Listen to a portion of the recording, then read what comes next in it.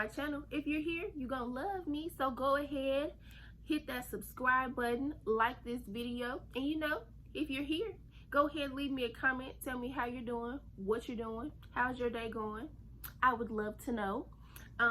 So if you were watching my last video, I talked about how I did not go to Life University and I decided to pursue physical therapy. So we're just gonna rewind a little bit and I'm gonna tell you how I got to that point. So let's start from the beginning, I guess. The beginning. So I started college at Dillard University with the mindset of becoming a physical therapist. So what changed my mind to go to chiropractic, was that happened in my senior year, and it was like a turn of a lot of events. Woo. So flashback to senior year. The past 3 years, I have been saying I'm going to be a physical therapist. I want to go to Tennessee State. I'm going to do all this, that, and the other. So we finally, that year, we had got a pre-health advisor. It was a new position, new person. She persuaded my university that she had a lot to bring to the table. And she did. I love Miss Tracy. So her first goal was to meet with all the pre-health seniors. So everyone that has a health profession in mind that is a senior. She wanted to meet with them just to talk, go over their goals, what they wish they would have had these past 4 years, just to get to know us, get to know the university, this, that, and the other. So school started in August. I had my meeting with her early September. And we just talked for a while about, what brought me to Dillard, what's my major, what am I doing with it? Do I like my major? Do I like my professors? Then we got to the point of discussing my profession. So I told her, yes, I want to be a physical therapist. I love physical therapy, everything about it.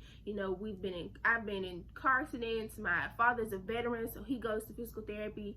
My best friend and my significant other have scoliosis, so they've encountered several physical therapists.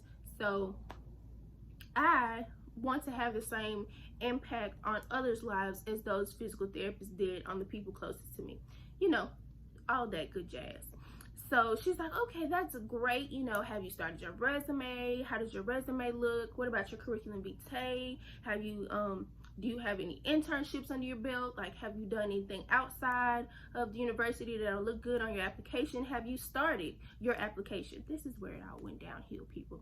Have you started your application? No, I did not. And she's like, oh, well, that won't be, that's not a problem. If you okay, that's fine. What about your GRE? What's your score? GRE? Come again? I haven't taken that. She's like, okay, well, how many observation hours do you have?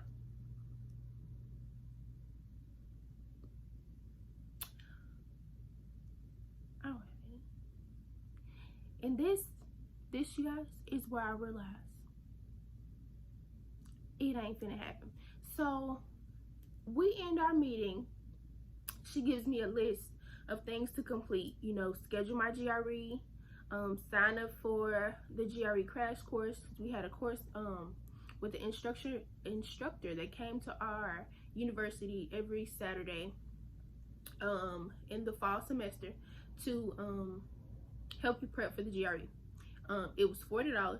She was like, so sign up for your GRE, sign up for their class, find you a internship. Let's get you some hours. Let's get it together. If you want to go to school, this is what you got to do, and you got to push it.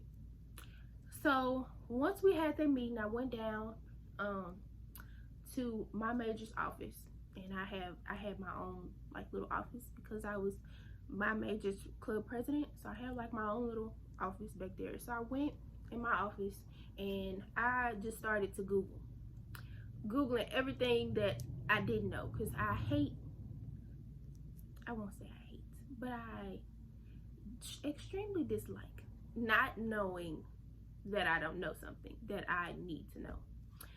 So I looked up all the requirements for my universities, for the universities that I had planned on possibly going to.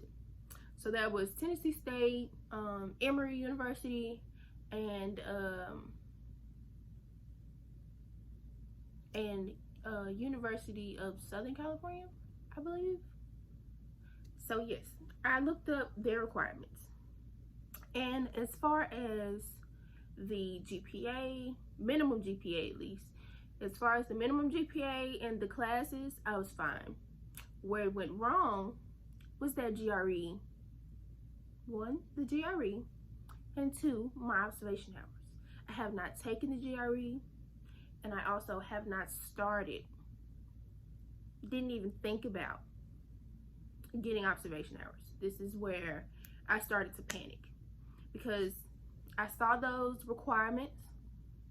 It's like, at the time, it's probably like September 3rd. The deadlines I had to meet was the earliest one was October 1st. And that was Tennessee State. That was the school that I had been saying I wanted to go to for the past 3 years. That's where I knew I wanted to be at. That's where I knew I wanted to go. I wholeheartedly saw myself, started to picture my life in Nashville, Tennessee, at Tennessee State, at their doctorate in physical therapy program. That's where I wanted to go. And that deadline was impossible. So I started to think about where else I could apply. Where else could I have the time to take my GRE, get some observation hours, and still apply to be able to go to school in fall? FAMU, maybe. LSU, possibly, depending on what campus. Arkansas State, East Tennessee State. Couple places, you know, just looked around. So after that, I kind of just had like an emotional breakdown. But this is also before YouTube. This is prior to my start of YouTube. So I was really panicking, really panicking on what I was going to do, because my dreams were crumbling, literally crumbling in front of me, and I have a clue on what to do. I'm a first generation college graduate. My parents don't have any type of degree. My sibling doesn't have a degree. She went to school, but she didn't finish. So besides my college advisors and my friends are going through it with me. They're on the same step I am. So it's not like I can be like, oh my God, what are you doing? Granted, I did have other people in my major that were going through the same thing, but all of my friends were biology majors, majority, because I had a biology minor. So the people who I clung to the most because of my interest, because of my minor, were biology majors. A lot of them thought I was a biology major, honestly. But I didn't really know, or I didn't know where to go from there. And I didn't feel like I had the guidance to make the proper steps, besides Miss Tracy, but she was just like, you have to get to it. If that's what you really want to do, you have to push. And I felt so overwhelmed, I couldn't push myself anymore. So that semester, I also took microbiology, and I had a professor who was known for influencing people who were interested in physical therapy, pushing them towards the chiropractic profession. So I looked kind of stressed in class one day. He pulled me to the side and he was like, what's going on? And I told him, and he was like, well, do me a favor. I said, do I have a choice? Because that's just how we joke. I'm like, do I have a choice with this favor? He's like, no, not really. This is what I want you to do. I want you to Google what chiropractic medicine is. I said, okay, is this a class assignment? Will I get a grade for this? Because I need to know. He's like, you'll see. Do it. Have it ready. I did it. I looked it up, didn't write it down on anything, but he never referred to it again. He never really asked me, well, London, did you look it up? What is it? Tell me about it. You know, never called me out on it. So about a week or two goes by, and a recruiter from Life University comes to visit Dillard. And my professor, my micro professor, points me out to the recruiter. He's like, her right there. Get her. And I'm like, me? What'd I do? What did I do? Why are you picking on me? Don't pick on me. I didn't do anything. Don't pick on me. So he picked on me the entire class, the entire informational session, which my dad, I went because it was extra credit. So he picked on me that entire session. Anytime someone asked a question, he made me Google it to find the answer. He wasn't gonna answer it. He was like, you look it up. I guess. Okay. So he talked a good game about chiropractic. You know, you could do this and you could do that, and it's in Atlanta. You'll have a lot of fun. And we have a fellow graduate, actually a few that went to my university and graduated that are in the program now. So, you know, he was like, are you familiar with so-and-so and such and such? And I was like, yeah, I know them. He was like, yep, they're my favorites. They're there right now. It's like, oh, okay. So, of course, I messaged her and asked her a couple questions, and she seemed intrigued. You know, she's like, she loves it, and telling me about it and how she feels and how's it going and all that.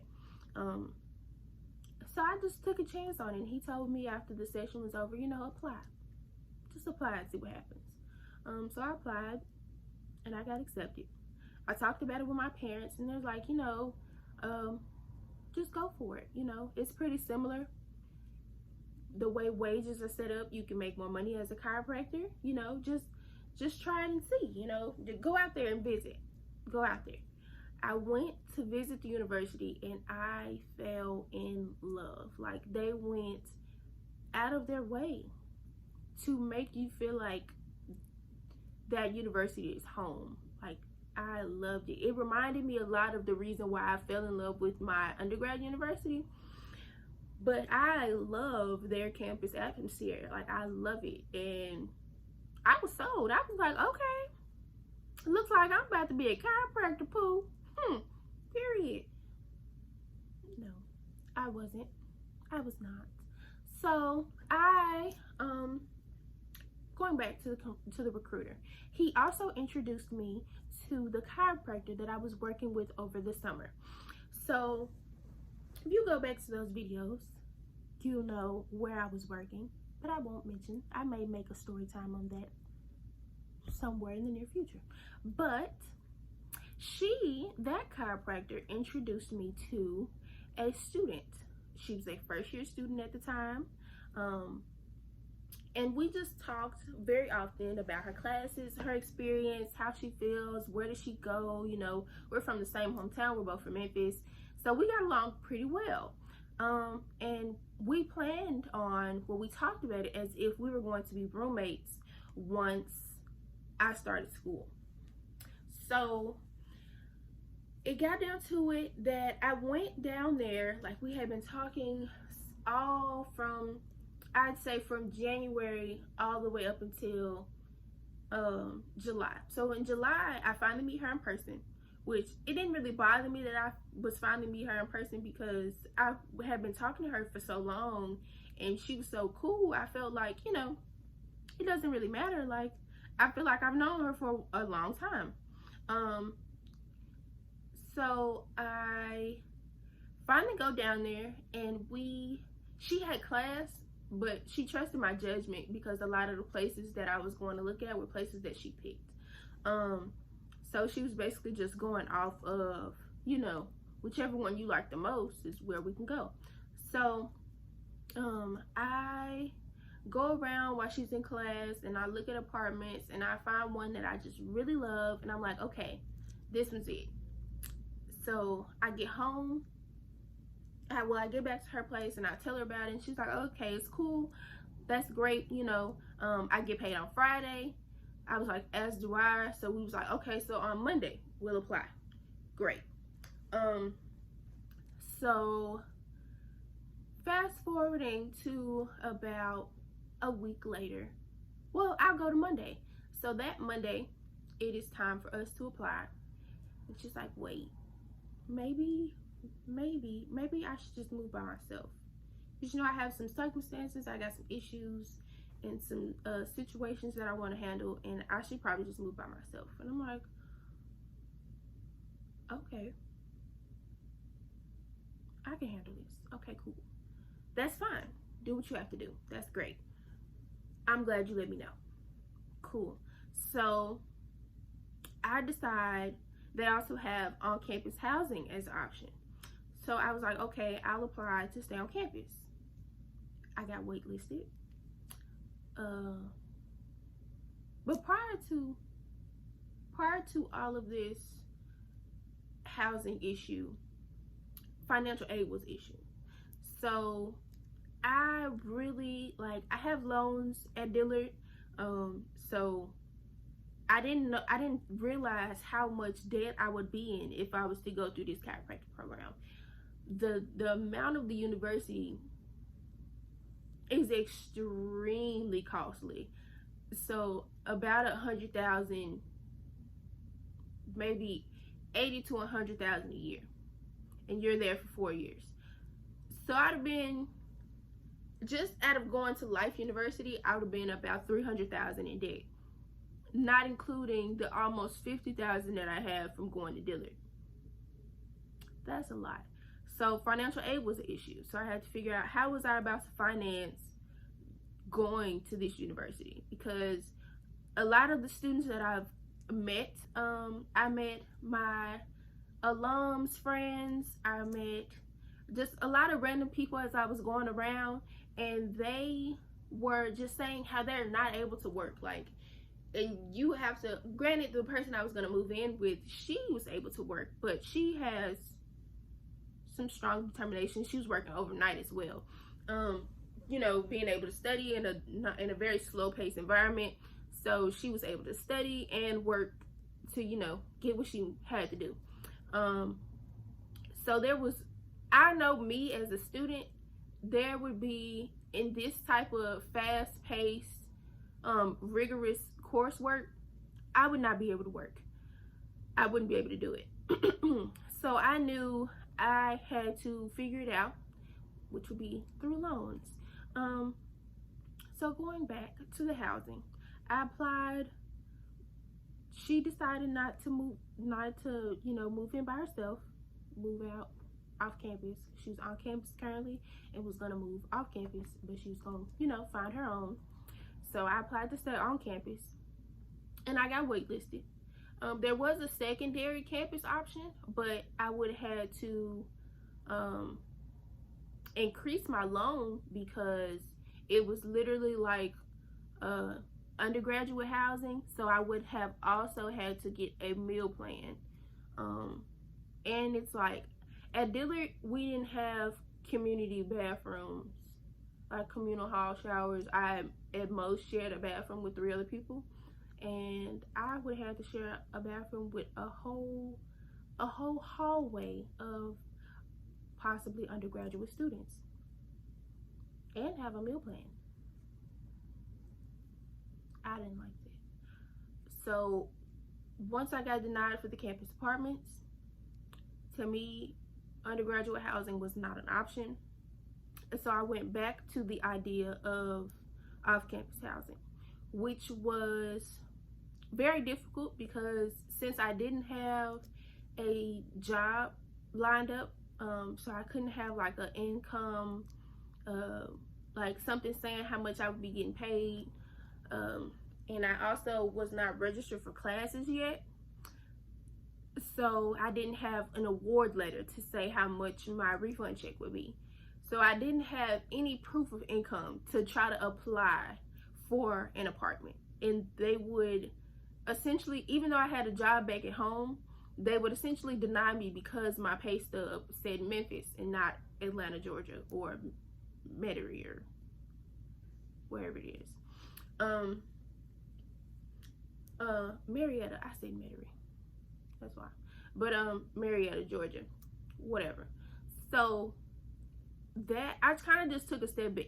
At this point, it was 2 weeks before school, and I kind of just took a step back, like, I should not be so frantic about this whole process. Like, I should be feeling like a breath of fresh air. That's how I think I should feel. That's how I felt all the way, that's how I felt all those years at Dillard. Like, granted, classes got hard, sometimes I struggled, but I still felt like this was a process I needed to go through. Except for my senior year. I feel like senior year was difficult for entirely no reason, but that's neither here nor there. So I just took a step back, and it was really difficult at first because I've always pictured myself going straight through, which is where I had the biggest epitome that it's okay to stop. Like, I'm young. Making a career decision, a career choice is a huge decision. It's not something to be taken lightly. It's not something that you should just push for so quickly. And I just had like talks with my parents and talks with my sister, and I just was like, okay, and talks with God, and I was just like, I'm not going. I can't go. Like, I'm not even excited to go.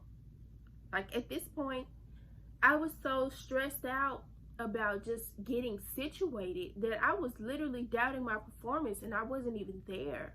Like, I was like, I'm not even sure if I go, will I pass these classes? Like, I could be wasting my time, wasting my money, and where am I gonna go from there? Like, I might not even enjoy this once I get to it. What am I gonna do? I'm confused. Of course, I didn't explain like my experience with the chiropractors that I worked with, because I worked with 3, and 2 out of the 3 I just adore. But I knew I enjoyed the profession from like an outside looking in, like an intern or like a chiropractic assistant. That was cool. But me actually being a chiropractor, it kind of was just like, what? Like, I think I went back to that mindset from when I was skeptical to even apply. It was like, all these years I had been saying physical therapy, physical therapy, physical therapy. And I'm now about to blurt out to the world, chiropractic. It was like, what? This doesn't even feel right. Like, my pride was like, hold on, are you sure? And now that I think about it, I don't even think it was my pride. It was kind of like, it was probably God. It was really probably a sign. Like, I said physical therapy for a reason. Who told you to go to chiropractic? Ma'am, Missy, Mrs. So I took a step back, and it took some time because I had to recognize the decision that I made, and my family had to come to terms with the decision that I made. And overall, I feel like I made a great decision.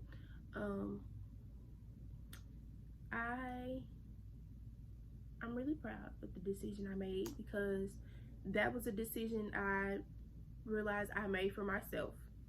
Because how I feel right now with this 2020-2021 application cycle, I'm excited, especially for physical therapy. Like, this is how your application process should feel. I may not have everything because I stopped so abruptly, and my start was a little off and a little shaky, but I know for sure I feel it in my spirit that something good is gonna come out of this application cycle. Fingers crossed. But I hope you all enjoyed this brief looks at time this flashback / story time. If you guys have any other questions about my journey through my gap year, please leave a comment. I will try to get back to it as quickly as possible. Hopefully next video I can tell you what my future plans are. I do have some goals that I want to get out within this next few months, so stay tuned to hear what those are, and I will see you guys next time.